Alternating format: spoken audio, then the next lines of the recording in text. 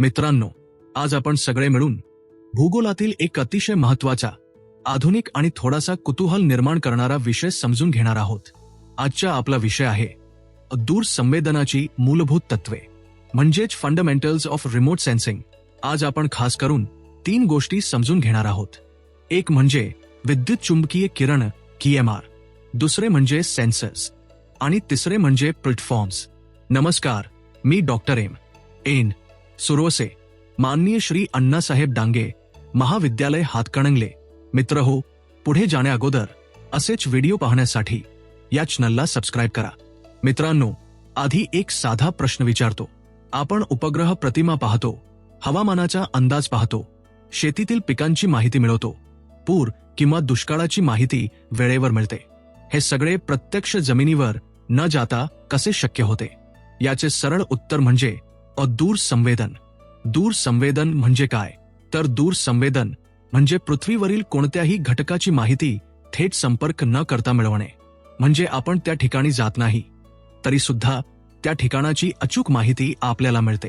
ही माहिती मिळवण्यासाठी 3 घटक एकत्र काम करतात: EMR, सेन्सर आणि प्लॅटफॉर्म.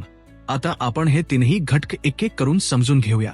पहिला घटक म्हणजे विद्युत चुंबकीय किरण EMR. मित्रांनो, दूरसंवेदनाचा पाया म्हणजे EMR. जरी EMR नसेल तर दूरसंवेदनच होऊ शकत नाही. EMR म्हणजे काय? EMR म्हणजे असे किरण जे विद्युत आणि चुंबकीय क्षेत्रांमधून एकत्रितपणे पसरतात. आपल्याला दिसणारा प्रकाश, उष्णता, रेडिओ लहरी, मायक्रोवेव्ह हे सगळे EMR चेच प्रकार आहेत. आता प्रश्न असा येतो, EMRचा दूरसंवेदनात उपयोग कसा होतो? मित्रांनो, पृथ्वीवरील प्रत्येक घटक EMRशी वेगळ्या पद्धतीने वागतो. पाणी, माती, वनस्पती, बर्फ, रस्ते, इमारती सगळे EMR काही प्रमाणात शोषित करतात, काही प्रमाणात परावर्तित करतात. हीच फरकाची गोष्ट सेन्सर ओळखतो. उदाहरण घेऊया. हिरवी वनस्पती इन्फ्रारेड किरण जास्त प्रमाणात परावर्तित करते, पाणी मात्र इन्फ्रारेड किरण कमी परावर्तित करते. हा फरक लक्षात घेऊन सेन्सर सांगतो की कुठे वनस्पती आहेत आणि कुठे पाणी आहे. EMRचे प्रमुख प्रकार. पहिला प्रकार अदृश्य किरण. हे किरण माणसाला दिसतात, यामुळे रंग, आकार आणि वस्तू ओळखता येतात. दुसरा प्रकार इन्फ्रारेड किरण. हे किरण डोळ्यांना दिसत नाहीत, पण वनस्पतींचे आरोग्य, मातीतील ओलावा आणि उष्णता मोजण्यासाठी हे फार उपयुक्त आहेत. तिसरा प्रकार मायक्रोवेव्ह किरण. हे किरण ढगांमधूनही जातात, म्हणून पावसाळ्यातही माहिती मिळवण्यासाठी यांचा मोठा उपयोग होतो.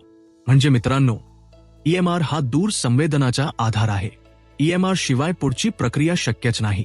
आता आपण दुसऱ्या घटकाकडे वळूया, तो म्हणजे सेन्सर. सेन्सर म्हणजे काय? सेन्सर म्हणजे असे उपकरण जे EMR मोजते आणि त्या मोजमापाचे डेटामध्ये रूपांतर करते.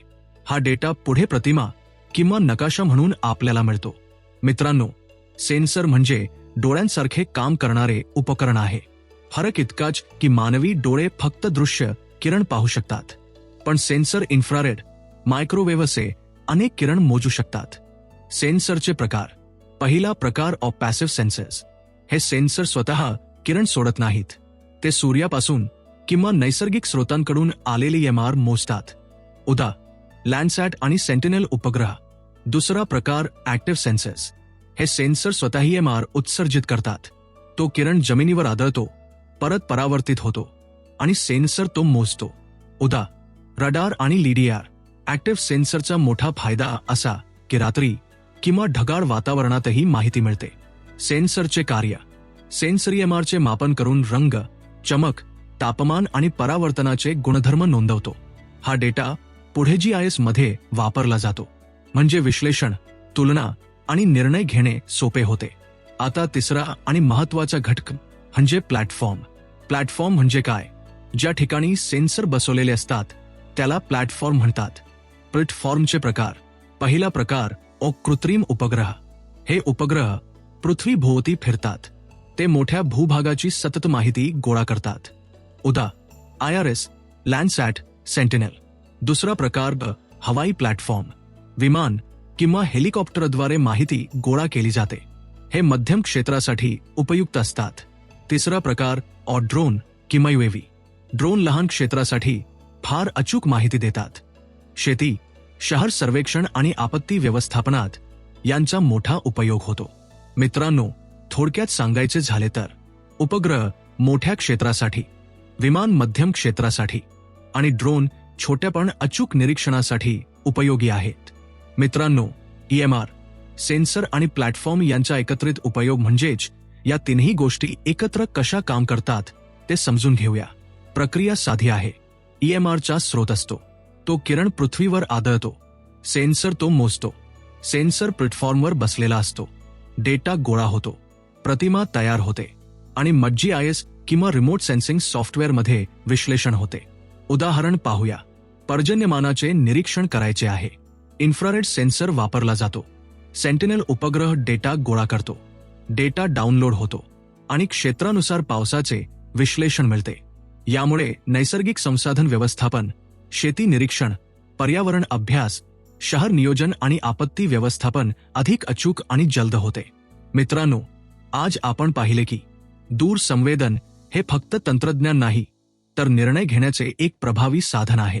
EMR, सेन्सर आणि प्लॅटफॉर्म हे तीनही घटक एकमेकांवर अवलंबून आहेत.